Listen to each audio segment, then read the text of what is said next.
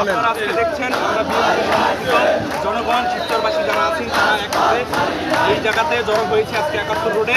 আমাদের নেতা জননেতা জনাব কামাল জামান নজরুল্লাহর করা হয়েছে তার প্রতিবাদ সাপেক্ষে, এবং আমরা আজকে এই বিএনপি পরিবার এখানে একসাথে হয়েছি। সেই জায়গায় আমরা কোনো নিয়ম ভঙ্গ করবো না। আমাদের জননেতা দেশ নায়ক জননেতা জনাব তারেক রহমানের যে নির্দেশনা আছে মানুষের ভোগান্তি ছাড়া যেভাবে মানুষের পাশে দাঁড়িয়ে কাঁধে কাঁধ নিয়ে কাজ করা যায় আমরা সেভাবে এগিয়ে যাচ্ছি, এবং আমাদের এই মনোনয়ন যেন খুব শীঘ্র উঠিয়ে নেওয়া হয়। আমরা আজকে সেই বিক্ষোভের জন্য শিবচরবাসী বিক্ষোভের মাধ্যমে এখানে ফেটে পড়েছি এবং তার বিদ্রোহ ঘোষণা করার জন্য এখানে বসেছি।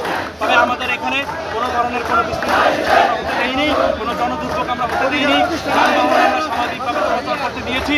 আমাদের মধ্যে কেউ কোনো ধরনের বাধাগ্রস্ত সৃষ্টি করেনি, কারণ আমরা বিশ্বাস করি তারেক রহমানের আদর্শকে, আমরা বিশ্বাস করি জিয়াউর রহমানের আদর্শকে, আমরা বিশ্বাস করি খালেদা জিয়ার আদর্শকে।